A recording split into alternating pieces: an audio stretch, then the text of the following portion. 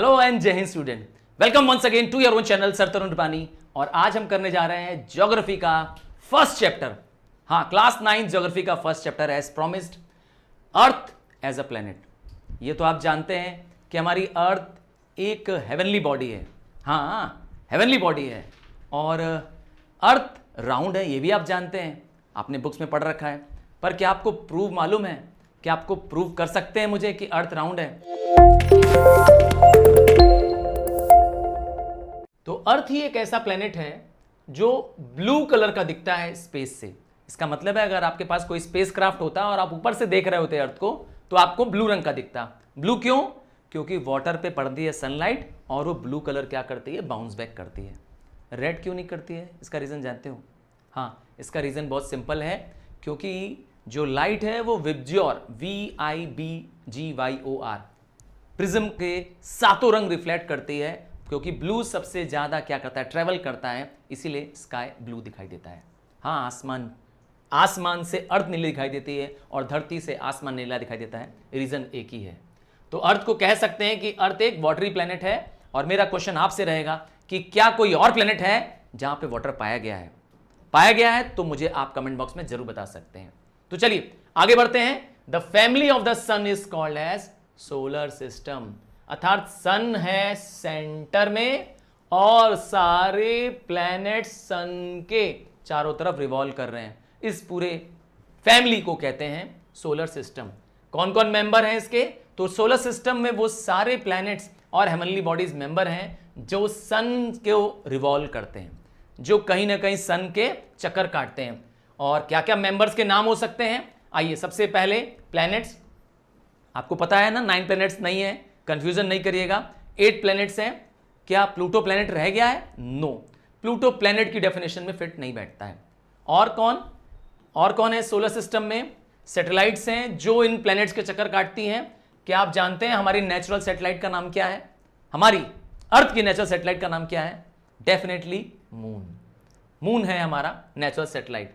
और कौन है? और बहुत सारी सेलेस्टियल बॉडीज हैं, हेवनली बॉडीज हैं, जिनमें एस्ट्रॉइड्स हैं। एस्ट्रॉइड का नाम सुना है ना? Asteroids are minor planets. ये एक लंप ऑफ रॉक्स होते हैं जो क्या करते हैं, अर्थ नहीं पूरे सोलर सिस्टम का चक्कर काटते हैं, और जब वो अर्थ की तरफ आ जाते हैं तो अट्रैक्ट हो जाते हैं। ठीक है ना? और कौन है? कॉमेट्स।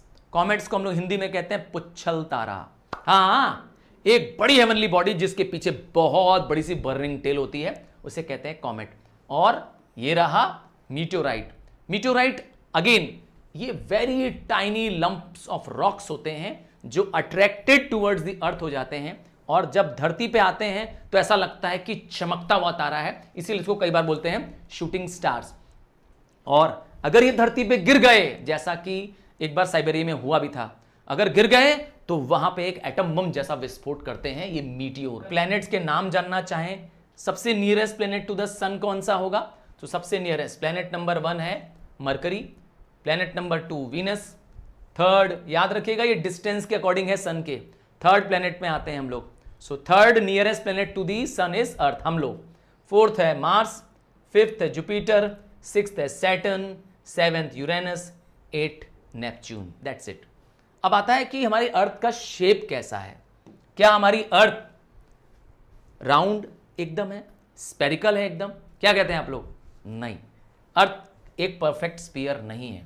अर्थ का शेप एक अजीब सा शेप है। हाँ, मैं अजीब इसलिए कह रहा हूं क्योंकि आपको इसको देख करके, कभी कभी आपको इसको देख करके कुछ इस तरह के आकार की याद आ जाएगी।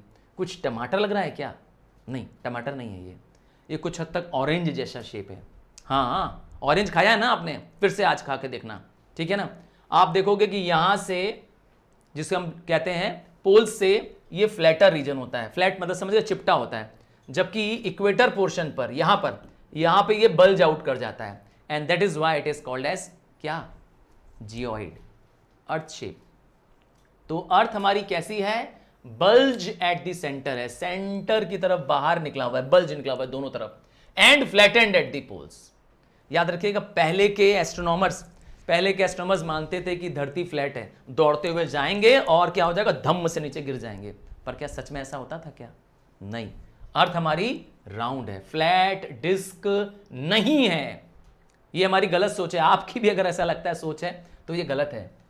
आर्यभट्टा नाम के हमारे देश के एक महान मैथमेटिशियन थे, एस्ट्रोनॉमर थे, उन्होंने ये बताया कि हमारी अर्थ राउंड है, हमारी अर्थ स्फेरिकल है। उन्होंने इसके लिए बहुत सारे एक्सपेरिमेंट्स किए। बाद में जाकर के 6th सेंचुरी में एक पाइथागोरस थ्योरम, आपने पढ़ा भी होगा मैथ्स में, एक चैप्टर भी आपके सिलेबस में, पाइथागोरस थ्योरम। हाँ, पाइथागोरस जी ने इसको क्या कर दिया, इसी चीज को दोबारा बताया, क्या कि अर्थ इज स्फेरिकल, अर्थ गोल है। याद रखिएगा, इसका मैं आपको प्रूफ देने जा रहा हूं। अर्थ गोल है, अर्थ स्फेरिकल है।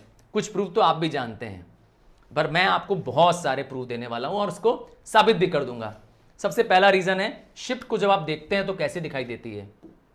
आइए, शिप जब दिखाई देती है तो कभी भी ऐसे नहीं दिखाई देती कि आपको एक जैसा ही शेप दिखाई दे, नहीं।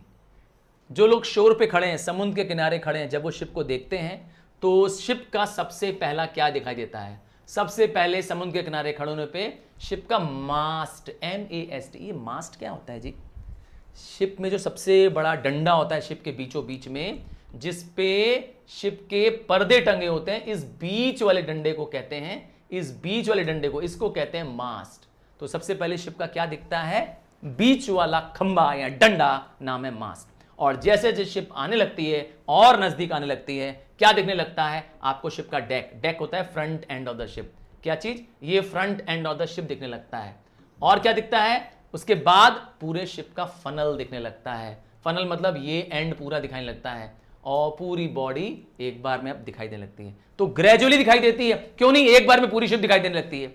अगर अर्थ फ्लैट होती तो आपको शिप ऐसे दिखाई देती, आपको शिप डिस्टेंस पे जितनी भी दूरी रहती, तीनों ही क्या शिप्स कैसे लग रही होती, एक जैसे लगती।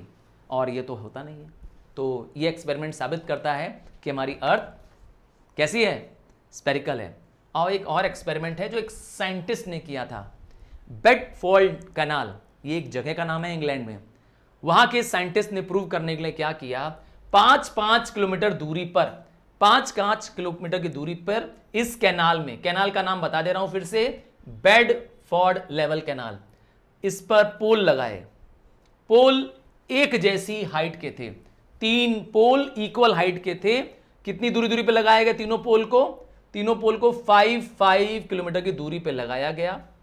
और डिस्टेंस कितना रखा मैंने बताया, 5-5 किलोमीटर, 5-5 किलोमीटर। और इस पोल को देखा गया एक हाइट से, एक एंड ऑफ द कैनाल से इसको देखा गया। जब हम एक तरफ से देखने लगे, यहां पर ये है हमारी आंखें इसको देखने के लिए, हाँ अरे आंखें दिख रही हैं क्या, यही आंखें हैं, चलो। तो जब इसको देखने लगे तो दिखाई दिया कि बीच वाला पोल जो है, ओ ये दिखाई दिया कि बीच वाला पोल सबसे ऊंचा है और ये पोल नीचे दिखाई दे रहा है। जबकि मैंने क्या बताया था, तीनों पोल कैसे हैं, सेम हाइट के हैं। तो बीच वाला पोल ऊंचा क्यों दिखाई दे रहा है, तो जरूर अर्थ का शेप कैसा रहा होगा, जरूर अर्थ का शेप ऐसे रहा होगा, तभी तो बीच वाला पोल ऊपर दिखाई दे रहा है। Got it? सो ये प्रूफ भी मिल गया बेडफोल्ड लेवल एक्सपेरिमेंट से कि अर्थ हमारी स्फीयर है। तीसरा एक्सपेरिमेंट, इस एक्सपेरिमेंट नहीं है, हालांकि तीसरा प्रूफ है पोल स्टार का। देखो एक बेसिक रूल है, इक्वेटर 0 डिग्री, ये तो आप जानते हो, इक्वेटर 0 डिग्री को कहते हैं ना, 0 डिग्री लैटिट्यूड को। तो इक्वेटर के सामने कोई भी प्लेस होगी तो उसका वैल्यू क्या होगी, 0 डिग्री, पक्का। पर जैसे जैसे आप इक्वेटर के ऊपर जाना शुरू करोगे, 10 degree, 20 degree, 30 degree, 40 degree, top पे पहुंचोगे तो 90 डिग्री, पक्का। तो पोल स्टार एक ऐसा तारा होता है जो नॉर्थ पोल के ठीक ऊपर होता है। ठीक कह रहा हूं मैं, कहां होता है, ठीक नॉर्थ पोल के ऊपर होता है। ध्रुव तारा भी इसे कहते हैं हिंदी में, है ना, ध्रुव नाम सुना है ना, ध्रुव तारा, जरूर देखिएगा। ये कभी भी अपनी प्लेस को छोड़ता नहीं है। धरती के राउंड घूमने पर भी, हमारे घूमने पर भी, अगर सर के ऊपर कोई चीज रखी हो, मैं गोल भी घूम जाऊं तो क्या होगा, वहीं रहेगी। तो ये पोल स्टार साबित करता है धरती गोल है। कैसे साबित करता है धरती गोल, आइए इसको करते हैं पोल खोल। कैसे, तो अर्थ के टॉप पे मैंने बताया, नॉर्थ पे क्या है, पोल स्टार। कहां पर है, एक नॉर्थ पोल के ऊपर, कितने एंगल पर है, 90 degree, at an angle of 90 degree at the north pole. ठीक है ना। एग्जाम्पल दे रहा हूं, ये रही अर्थ और ये रहा नॉर्थ पोल स्टार। दिख गया आपको? कलर चेंज कर दूं पोल स्टार का, चलो थोड़ा सा रंगीन बना देता हूं। हाँ, ये रहा आपका पोल स्टार, है ना, हरा नीला पीला दिख गया। अब क्या हो रहा है, अर्थ के नॉर्थ पोल के 90 डिग्री ऊपर है, ठीक 90 डिग्री ऊपर है, यहां पर वो बनाता है 90 डिग्री। पर जैसे जैसे टूवर्ड्स इक्वेटर बढ़ते हैं तो उसका एंगल कम होने लगता है। ध्यान से सुनिएगा मेरी बात। It lies in line with the axis of the अर्थ। धरती के एक्सिस, ये है एक्सिस, याद होगा इमेजिनरी लाइन होती है जिस पर अर्थ रोटेट करती है, इसके टॉप पे लाई करता है, तो it's angle decreases towards the equator. और जैसे जैसे पोल स्टार, ये रहा आपका पोल स्टार, जैसे जैसे इसको टुवर्ड्स इक्वेटर की तरफ एंगल मेजर करेंगे, मतलब ये डिग्री मेजर करेंगे, ये डिग्री मेजर करेंगे, ये डिग्री मेजर करेंगे, ये डिग्री, तो उसकी एंगल कम होने लगेगी। As you go towards the equator its degree decreases, और एकदम इक्वेटर पे आके उसकी डिग्री कितनी हो जाएगी, 0 डिग्री। इसका मतलब pole star is at 0 degree with the equator. ध्यान दिया? सो ऐसा पॉसिबल तभी हो सकता है कि 90 डिग्री से वैल्यू घटते घटते कहां आ गई, 0 डिग्री। 90 डिग्री था नॉर्थ पोल पर, मैंने लिख दिया नॉर्थ पोल पर, और 0 डिग्री है इक्वेटर पर। तो यह पॉसिबल तभी है जब सर्कल होगा। इसका मतलब है इतनी एरिया क्या होगी, एक आर्क होगी, एक सर्कल होगी, तभी तो ये संभव है 90 डिग्री आ रहा है। सो दिस प्रूव कि हमारी अर्थ फ्लैट नहीं है। पोल स्टार ने भी साबित कर दिया कि धरती गोल है। और क्या प्रूफ है हमारे पास धरती गोल है, धरती स्फेरिकल है? हमारी सैटेलाइट्स, हमने मैनमेड बहुत सारी सैटेलाइट्स भेजी हैं। एक जीन बैप्टिस्ट डेलेम्बर, हाँ ये एक फ्रेंच एस्ट्रोनॉमर का नाम है, डोंट वरी आप नाम याद मत करिए, आप सिर्फ डेलेम्बर भी कर सकते हैं, कोई दिक्कत नहीं है, बहुत टिपिकल नाम करने का कोई ज़रूरत नहीं है। तो इन्होंने discover that the flattening of the earth at the poles. इन्होंने सैटेलाइट पिक्चर्स की मदद से, ऑब्वियस बात है जब हमारी सैटेलाइट्स ऊपर गई तो उन्होंने वहां से क्या भेजा, पिक्चर्स भेजा, वहां से हमने देखा कि अर्थ फ्लैट दिख रही है। और when the satellites picture of the earth were fade into computers, clear हो गया अर्थ का शेप, क्योंकि अब तो जानते हैं कंप्यूटर युग चल रहा है, अब तो क्या है, everything is very very very clear. क्यों? अब तो मुझे लगता है कोई डाउट ही नहीं है। सो ये सारे क्या हैं, कॉन्क्लूसिव फाइनल प्रूफ हैं कि अर्थ हमारी स्फेरिकल है, नो डाउट, क्योंकि फोटोग्राफ्स अब बेहतरीन आ रहे हैं, है ना, अब तो और सैटेलाइट्स और बेटर हो रही हैं धीरे धीरे। अब आता है और क्या प्रूफ है हमारे पास कि अर्थ हमारी स्फेरिकल है, वो है लूनर इक्लिप्स। सर वो कैसे पता चलता है? पहले लूनर इक्लिप्स का मतलब क्या होता है? लूनर मतलब होता है मून, और इक्लिप्स का मतलब होता है दिखाई न देना, नॉट विजिबल। तो लूनर इक्लिप्स में मून नॉट विजिबल, इसका मतलब क्या आया? देखिए जब क्या होगा, सन, ध्यान दीजिएगा, अर्थ, ये रही अर्थ और मून, तीनों एक लाइन में होंगे, तीनों एक लाइन में होंगे, तो सन की लाइट अर्थ पर पड़ेगी, पक्की बात है। अर्थ का शेडो मून पर पड़ेगा, और मून क्योंकि छोटी बॉडी है अर्थ के कंपैरिजन में, हाँ ये लग रहा है अर्थ मेरा छोटा हो गया है, चलो अर्थ बड़ा कर दिया मैंने, तो अर्थ बड़ी बॉडी है, यस बड़ी हेवनली बॉडी है, मून उसके अंदर विजिबल नहीं होता है। अर्थ का शेडो मून पे पड़ता है, और आप जानते ही हैं कि मून कुछ ऐसा कर्व शेप फॉर्म करता है। आपने मून को देखा है? हाँ, इसे कहते हैं क्रिसेंट मून। तो आखिर ये शेप कैसे, मून में ये शेप कैसे आ गया? क्यों ये राउंड आया? क्यों नहीं मून ऐसे दिखता है, ऐसा बर्फी जैसा क्यों नहीं दिखता है जी मून? कभी सोचा है आपने? ये ऐसा राउंड शेप ही क्यों आता है? कभी गिब्बस मून बन जाता है, हाँ गिब्बस मून भी दिखा देता हूं, ये गिब्बस मून है, जब 3/4 ऑफ द मून दिखाई दे रहा होता है राउंड, इसे गिब्बस मून कहते हैं, और ऐसा जब पतला से दिखाई देता है हम लोग उसको क्रिसेंट मून कहते हैं। तो राउंड ही क्यों दिखता है भाई, चकोर क्यों, ये क्यों नहीं मून दिखता है आपको? ऐसा क्यों नहीं मून देखा है कभी आज तक आपने? रीजन है सेम, क्योंकि मून भी एक स्फेरिकल बॉडी है, और अर्थ का जब शेडो पड़ता है तो अर्थ के शेडो पड़ने से क्या हो जाता है, ये देखिए, अर्थ के शेडो पड़ने से क्या हो जाता है, ये ऐसा कट लग जाता है वहां पर, समझ गया ना? सो इसका शेप क्या बन जाता है, सेमी सर्कल या सर्कुलर बन जा रहा है, बस। सो क्या हो रहा है, समझ गया ना? अर्थ का shadow of the earth on the moon, धरती की परछाई पड़ रही है, अर्थ है, ये रही अर्थ, और इसकी परछाई पड़ रही है मून पर। मून पे जब परछाई पड़ रही है तो वो क्या बना रही है, एक आर्क बना रही है, एक कर्व बना रही है, क्योंकि अर्थ गोल है। गोल ही चीज क्या कर सकती है, गोल परछाई बना सकती है। इसका मतलब हमारी अर्थ गोल है। अरे बोल, अर्थ है गोल, ठीक है ना। सो अर्थ गोल है, साबित हो गया, बता दिया ना, क्योंकि अर्थ की परछाई एक गोलाकार, एक आर्क बना रही है मून पर। नेक्स्ट, और प्रूफ जानना है ना। और सर्कुलर होराइजन, ये होराइजन क्या होता है? होराइजन वो प्लेस है जहां पर तुम्हें लगता है कि धरती और आकाश मिल रहे हैं। क्या सच में धरती आकाश मिलते हैं क्या? नहीं। पर आप किसी हाई राइज बिल्डिंग पे चले जाओ या सी बीच पे चले जाओ, आपको लगेगा कि समुद्र क्या हो रहा है, ऐसे करके बेंट हो रहा है। हाँ, अगर आप सी बीच में गए होगे तो अपना एक्सपीरियंस मेरे साथ शेयर कर सकते हो। वहां पर आपको दिखाई देगा क्या चीज, कि अर्थ सरफेस क्या होगा, हाइट से देखने पर, सी बीचेस से देखने पर आपको सर्कुलर नजर आएगा, राउंड सा नजर आएगा। सो प्रूव हो गया अर्थ स्पेरिकल है। और एक बड़ा अच्छा एक्सपेरिमेंट है इसमें, सरकम नेविगेशन का। एक महान एक्सप्लोरर थे मैगलेन। मैगलेन ने अपनी शिप विक्टोरिया के साथ पूरी धरती का, पोर्टुगल से निकले और उन्होंने तय किया कि हम पूरी धरती को क्या करेंगे, सॉरी स्पेन से निकले और उन्होंने तय किया कि हम पूरी धरती का चक्कर काटेंगे। और आप जानते हैं उन्होंने पूरी धरती का चक्कर भी काट लिया, जहां से निकले थे वहीं पहुंच गए।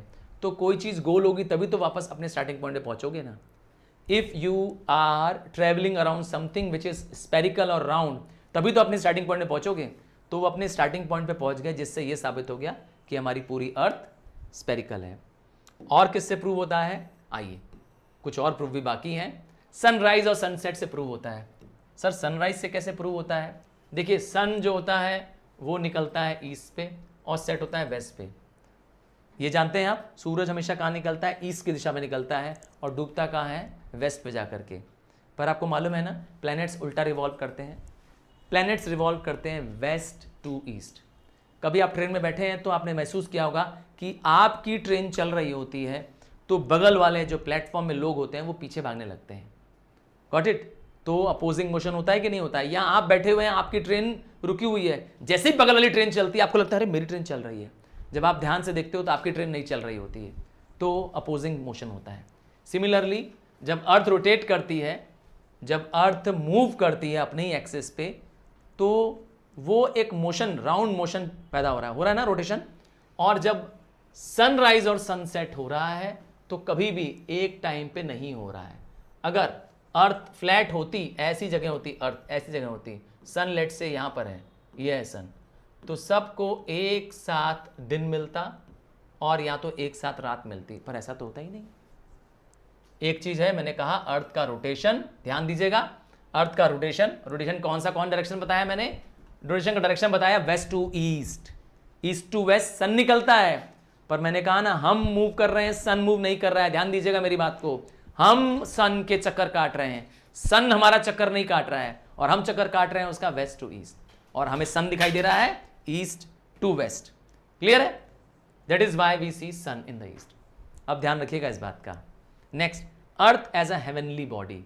तो हमारी अर्थ भी सोलर सिस्टम का पार्ट है, और सारे प्लैनेट्स अगर सोलर सिस्टम में गोल हैं, बॉल है, स्पीयर है, तो हमारी धरती अलग कैसे हो सकती है?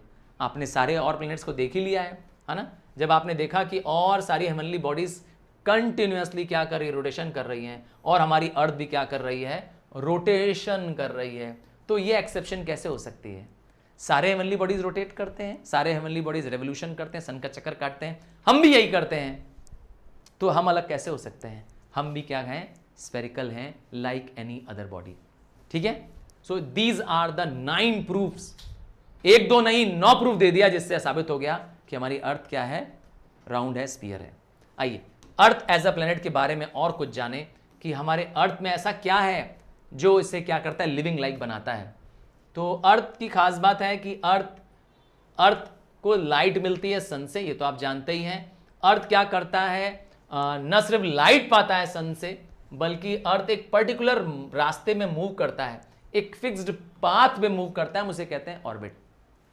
अर्थ का path to the sun is called as orbit.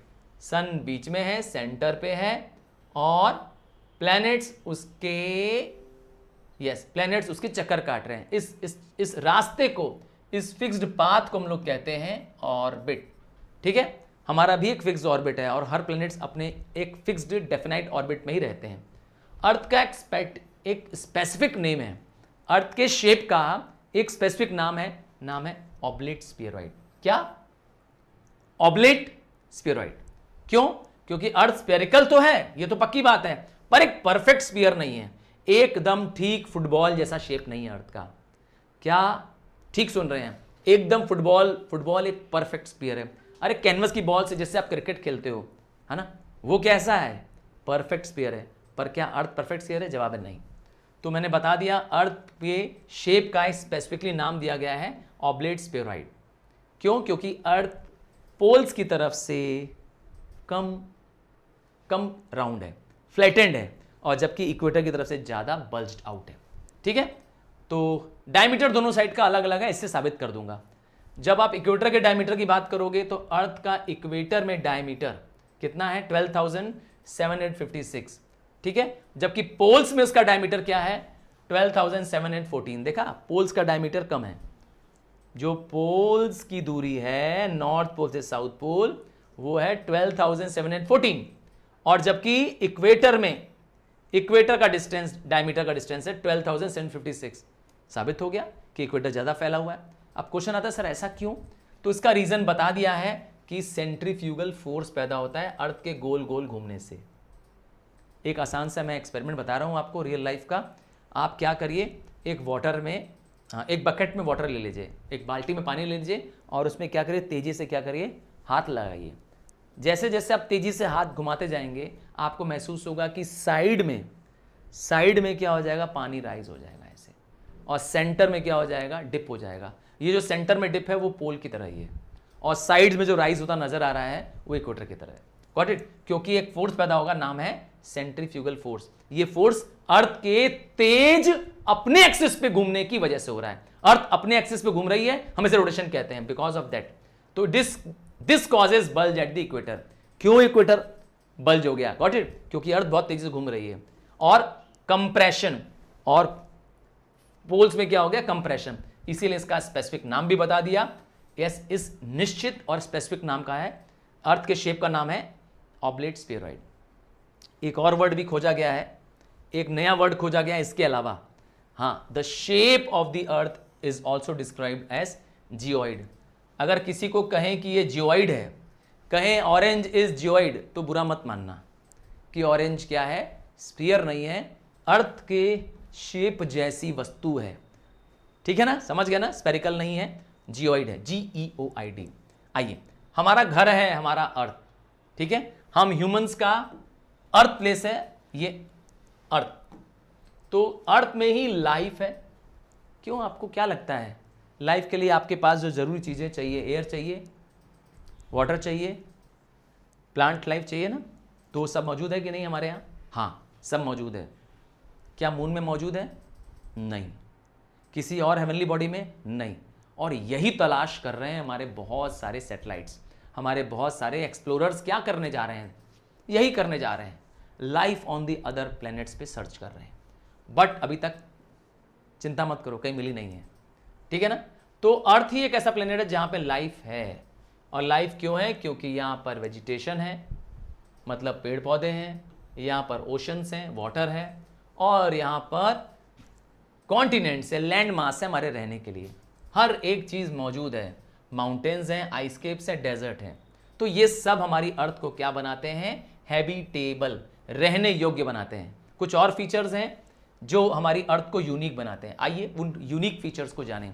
What are the features that make earth a unique planet? Unique मतलब और सारे सोलर सिस्टम में जो प्लैनेट्स हैं उनमें ये एबिलिटी नहीं है। सबसे बड़ा है यूनिकनेस हमारा डिस्टेंस। न हम सन के बहुत नजदीक हैं, न हम सन से बहुत दूर हैं। डिस्टेंस ऑप्टिमम है। बहुत नजदीक चले जाएंगे सूरज हमें जला डालेगा, और बहुत दूर चले जाएंगे तो सूरज की रोशनी नहीं पड़ेगी, ठंड से मर जाएंगे। समझ गए ना, नेपच्यून का यही हाल है, ठंडक लग जाएगी वहां पर। और मरकरी में तो जानते हो हमारा क्या होगा, आग जल जाएगी हमारी। ठीक है ना, so it is neither too hot nor too cold, distance हमारा ऑप्टिमम है। और सबसे बड़ी चीज है, सन के ऑप्टिमम डिस्टेंस की वजह से हमारा टेम्परेचर भी ऐसा है कि हम क्या कर पा रहे हैं, लाइफ को बियर कर पा रहे हैं। हमारा टेम्परेचर कितना है धरती में, 17 डिग्री। वो टेम्परेचर है जो लाइफ के लिए, हमारे जीने के लिए सूटेबल है। इसके ज़्यादा मतलब जैसे जैसे धरती का टेम्परेचर बढ़ेगा हम लोग कहेंगे ग्रीन हाउस हो रहा है। सुना है ना ग्रीन हाउस वार्मिंग? नहीं सुना है? ग्लोबल वार्मिंग नहीं सुना है? जरूर सुना होगा। तो ये इसी के चेंज होने की वजह से हो रहा है। कह रहे हैं ना धरती गर्म हो रही है, सुना होगा, पोलर आइस कैप पिघल रही है। ये चेंज हो रहा है हमारा, ये हम लोग कॉज कर रहे हैं। वेजिटेशन गायब हो रहा है हमारा धीरे धीरे। तो if the average temperature of the earth changes by few degrees, life in it will perish. हाँ, पूरी धरती की लाइफ खत्म हो जाएगी अगर ये टेम्परेचर 20 डिग्री 25 डिग्री के बीच में पहुंच जाएगा, धरती खत्म हो जाएगी। तो और कुछ एग्जांपल दूं, जैसे मरकरी और वीनस के बारे में जान लें। मरकरी और वीनस बहुत नज़दीक है सन के, और वहाँ का टेम्परेचर तो 400 डिग्री है, लाइफ तो असंभव है, ठीक है ना। और प्लैनेट्स की बात करें तो और सारे प्लैनेट्स वेरी वेरी कोल्ड हैं, क्योंकि अवे फ्रॉम दी सन है। हमारा जो सेकंड मोस्ट प्लैनेट है, अर्थ से सेकंड नियरेस्ट प्लैनेट वीनस है, वो याद रखिएगा हॉटेस्ट है। बहुत सारे बच्चे कंफ्यूज करते हैं कि मरकरी हॉटेस्ट है। नहीं नहीं नहीं, मरकरी हॉटेस्ट नहीं है, मैं क्लियर कर दे रहा हूं। कौन हॉटेस्ट बोला मैंने? वीनस। क्यों? क्योंकि वीनस में मौजूद है ग्रीन हाउस गैसेस। कौन सी गैसेस मौजूद हैं? Carbon dioxide. और कार्बन डाइऑक्साइड की खास बात क्या होती है? कार्बन डाइऑक्साइड सनलाइट एब्जॉर्ब तो करता है पर उसको रिलीज नहीं करता है। इसीलिए वीनस में सूरज की धूप तो पहुंच गई अंदर, बाहर निकल ही नहीं रही है, इसीलिए वो एक्सेसिव वार्म है। बहुत हाई टेम्परेचर है वीनस में। मरकरी में है हाई टेम्परेचर पर वीनस से कम है। चलिए, ये बड़ा यूनिक इंफॉर्मेशन था आपके लिए। नेक्स्ट है एटमॉस्फेयर। याद रखिएगा, ये हम यूनिक अर्थ यूनिक प्लैनेट है, उसके फीचर्स बता रहे हैं। तो यूनिकनेस क्या है हमारे अर्थ में? हमारे अर्थ में है वाइड वैरायटी ऑफ एयर। समझ गए ना? विश्व में चारों तरफ आप जाइए, आप बनारस में रहते हो, जम्मू में रहते हो, अमेरिका में रहते हो, जापान में रहते हो, आपको चारों तरफ ऑक्सीजन मिल जाएगी, मिल जा रही है ना। तो ट्रेन में ट्रेवल करो, बस में ट्रेवल करो। तो एटमॉस्फेयर वो क्या है? वो लेयर ऑफ एयर है जो हमारे धरती के चारों तरफ है। अगर अर्थ ये रही, सॉलिड अर्थ ये रही, तो अर्थ के चारों तरफ, यस ध्यान से देखिए, ये डॉटेड मैंने क्या बनाया आपके लिए? एटमॉस्फेयर है। तो एक एनवलप ऑफ एयर है हमारे चारों तरफ, और इस एयर में क्या मौजूद है? 78% नाइट्रोजन मौजूद है, 21% ऑक्सीजन है, कार्बन डाइऑक्साइड, हीलियम और अदर गैसेस सब मिलाकर के 1% है। एडअप करके देख लीजिए, 100% आ रहा है। तो ये है 100% हमारे एटमॉस्फेयर का। अच्छा, हर एक लेयर ऑफ गैस का अपना एक अलग क्या है? रोल है। हाँ, नाइट्रोजन का भी एक इंपॉर्टेंट रोल है, ऑक्सीजन का भी अपना रोल है। और हमारी एटमॉस्फेयर भी क्या करती है? जब सन से हीट रिसीव करती है, हम लोग उसको कहते हैं सोलर रेडिएशन या इनसोलेशन। ये हीट क्या करती है? अर्थ बैलेंस कर लेती है, अर्थात हीट एब्जॉर्ब भी करती है और टाइमली हीट को क्या करती है? रिलीज भी कर देती है। इसीलिए धरती एक्सेसिव वार्म नहीं हो पाती है, जैसा कि वीनस में हो रहा था। और क्या खास बात है? हमारे यहाँ लाइफ सपोर्टिंग गैस है, नाइट्रोजन है, ऑक्सीजन है, सबका अपना अपना अपना रोल है। याद रखिएगा, ओजोन तक प्रेजेंट है हमारे देश में, हमारे एटमॉस्फेयर में। Ozone O3। ओजोन क्या है? एटमॉस्फेयर में एक अपर लेयर में, स्ट्रेटोस्फेयर की लेयर में क्या है? एक ऐसी लेयर ऑफ एयर है जो सन से आने वाली अल्ट्रावायलेट रेज से हमें बचाती है, क्योंकि उसको वो फिल्टर कर देती है। तो ये एक बड़ा यूनिक फीचर है हमारे अर्थ में। नेक्स्ट है वाटर। अर्थ वाटरी प्लेनेट है, 70% ऑफ अर्थ वाटर से कवर्ड है, ये सब आपको मालूम ही है। वाटर का प्रेजेंस क्या फायदा पहुंचाता है? वाटर की प्रेजेंस की वजह से मॉडरेटिंग इफेक्ट आता है, अर्थात जो प्लेसेस वाटर के नज़दीक हैं, आप जानते ही वहाँ पे इक्वेबल क्लाइमेट होता है, मॉडरेट क्लाइमेट होता है। समर्स में वो बहुत हॉट नहीं होते हैं और विंटर्स में बहुत वो कोल्ड नहीं होते हैं, just because of the water. तो ये सब रीजंस हमें क्या बनाती हैं? यूनिक बनाती हैं। हमारा अर्थ में एक सबसे अच्छी बात है हमारा इकोसिस्टम। ये एक self regulating, self sustaining structural and functional unit है। हमारा जो एनवायरनमेंट है, हमारे आसपास सब कुछ बायोस्फीयर में क्या हो रही है? अपने आप रेगुलेट हो रही है। हाँ, अपने आप रेगुलेट हो रही है। हम इसे कहते हैं क्या? इकोसिस्टम। एक ऐसा सिस्टम जिसमें सब कुछ क्या हो? खुद कंट्रोल्ड हो, खुद को सरवाइव करने वाला हो, खुद को बचा के रखने वाला हो। और अपने आप को क्या करता है, फंक्शन पूरी करता हो। एक एग्जाम्पल देता हूँ फॉरेस्ट का। हाँ, जंगल में क्या है, बहुत सारे वाइल्ड एनिमल्स रहते हैं, कार्निवोरस रहते हैं, हर्बीवोरस रहते हैं। देखो कैसे एक दूसरे को सस्टेन करते हैं। कार्निवोरस की संख्या बहुत कम है, मतलब लॉयन, टाइगर, वुल्फ्स जो कार्निवोरस हैं उनकी संख्या कम है। हर्बीवोरस की संख्या उनके 10 या 20 या 100 टाइम्स ज़्यादा है। ध्यान सुनिएगा मेरी बात को। कौन? हर्बीवोरस की संख्या 100 या 200 टाइम्स ज़्यादा है उनसे। समझ गए? शेर है 100, एग्जाम्पल देता हूँ, शेर है 100 और बकरियाँ और गोट और काव और जितने भी हर्बीवोरस एनिमल्स हैं वो है मान लेते हैं 1000। ठीक है, अब बकरियाँ शेर बकरियाँ खा जाता है, पक्की बात है, ये तो आप जानते ही हैं। बकरियाँ क्या खा लेती हैं? वेजिटेशन खा लेती हैं, पेड़ पौधे खा लेती हैं। तो बकरियों की आबादी बहुत ना बढ़ जाए, हर्बीवोरस की पॉपुलेशन बहुत ना बढ़ जाए, शेर उसको कंट्रोल करता रहता है। क्योंकि अगर हर्बीवोरस ज्यादा हो गए, सारे शेर मर गए, तो आपका सारा जंगल, तो दोनों तीनों क्या कर रहे हैं, एक दूसरे को कंट्रोल कर रहे हैं। ये होता है हमारे इकोसिस्टम में सेल्फ रेगुलेटिंग। सब एक दूसरे पे क्या कर रहे हैं, लगाम लगाए हुए हैं, एक दूसरे को कंट्रोल किए हुए हैं और एक सिस्टम के साथ एक फंक्शनल यूनिट की तरह काम कर रहे हैं। समझ गया ना? तो एक ग्रासलैंड्स हो, चाहे मीडो हो, चाहे डेजर्ट्स हो, ये अपने आप में क्या है, सेल्फ सस्टेनिंग इकोसिस्टम्स हैं। ये सब हमारी धरती पे मौजूद हैं, है ना? सब ये सब मीडो ग्रासलैंड्स होता है, याद रखिएगा। नेक्स्ट आता है there is exchange of material and energy. मैंने एग्जांपल दिया कैसे एनर्जी और मटेरियल इसके बीच में एक्सचेंज हो रही है। इकोसिस्टम में सब एक दूसरे पे डिपेंड करते हैं। एक एग्जांपल पानी का है जिसको हम वाटर साइकिल के नाम से जानते हैं, वाटर साइकिल या हाइड्रोलॉजिकल साइकिल। देखिए water from the seas, river, lakes क्या करते हैं, क्या करते हैं, वाटर भाप बन के उड़ जाते हैं, अभी एटमॉस्फेयर में चले जाते हैं, वहां जाके कंडेंस होकर क्या बन जाते हैं, क्लाउड बन जाते हैं, फिर वाटरफॉल कर जाता है, रेनफॉल हो जाती है, फिर ये रेनफॉल का पानी पहुंच जाता है नदियों में, ओशंस में, फिर वहां से भाप बन जाता है। हो गया ना, एक साइकिल कंप्लीट हो गई। तो ये प्रोसेस क्या है, सेल्फ सस्टेनिंग है, लगातार चलता रहता है। नेक्स्ट आता है हमारी धरती में मौजूद है लिथोस्फीयर, जिसको हम कहते हैं सॉलिड क्रस्ट। इस पर एक सेपरेट चैप्टर भी है अलग, सॉलिड क्रस्ट, लिथोस्फीयर। अगर ये सॉलिड क्रस्ट ना होता तो तुम्हारा मकान कहाँ होता, सोचिए, तुम्हारा स्कूल कहाँ होता। तो सब कुछ किस पे मौजूद है, इस क्रस्ट के ऊपर, और इस क्रस्ट पे मौजूद रॉक्स के वेदरिंग से सॉइल फॉर्म होती है। सॉइल जिस पे सारे क्रॉप्स ग्रो करते हैं, वो सब इस रॉक, जो ऊपर सरफेस में रॉक्स पाए जाते हैं, उसके ब्रेकडाउन से बनती है। फिर आता है बायोस्फीयर, तो एक ऐसा स्फीयर जहाँ तीनों पाए जाएं। क्या पाया जाए, जहाँ लैंड पाया जाए, जहाँ एयर पाया जाए और जहाँ वाटर पाया जाए। ठीक है ना, जहाँ पर तीनों हो वहाँ पे पाया जाएगा बायोस्फीयर। लैंड मतलब हो गया लिथोस्फीयर, एयर मतलब हो गया एटमॉस्फियर और वाटर मतलब हो गया हाइड्रोस्फीयर। तो जहाँ तीनों कंबाइन करते हैं, जहाँ तीनों मिल जाते हैं, हमें मिलते हैं इसको बायोस्फीयर। और बायो मतलब लाइफ, तो sphere of life.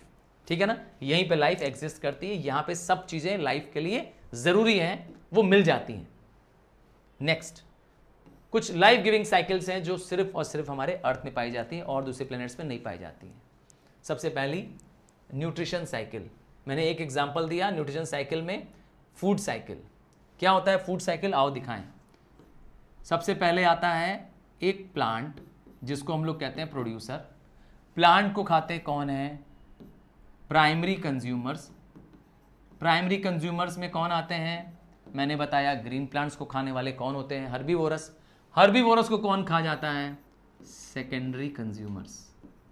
Secondary consumers वो होते हैं जो प्राइमरी को खा लेते हैं। ठीक है ना, या यूजुअली यहीं पे खत्म हो जाती है, या कभी कभी चेन इसके बाद ऊपर आ जाती है, नाम आता है टॉप कंज्यूमर्स। तो इस तरीके से क्या होता है, चेन चलती है। पेड़ को बकरियों ने खा लिया, बकरियों को वुल्फ ने खा लिया, वुल्फ को लॉयन ने खा लिया, चेन चल रही है।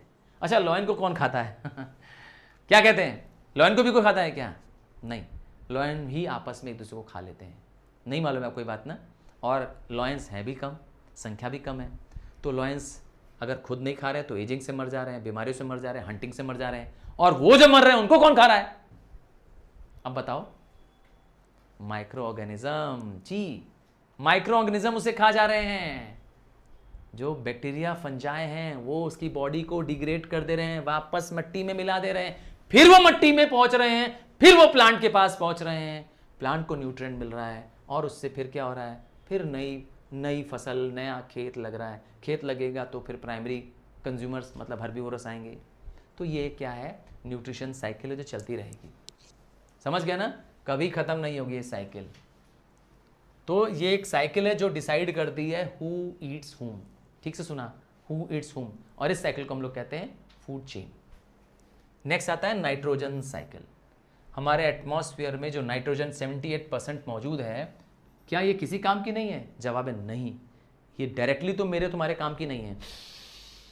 78% हमारी जो ब्रेथ थी टोटल, उसमें ऑक्सीजन गई, ब्रीथ आउट किया तो वापस उतना निकल आई।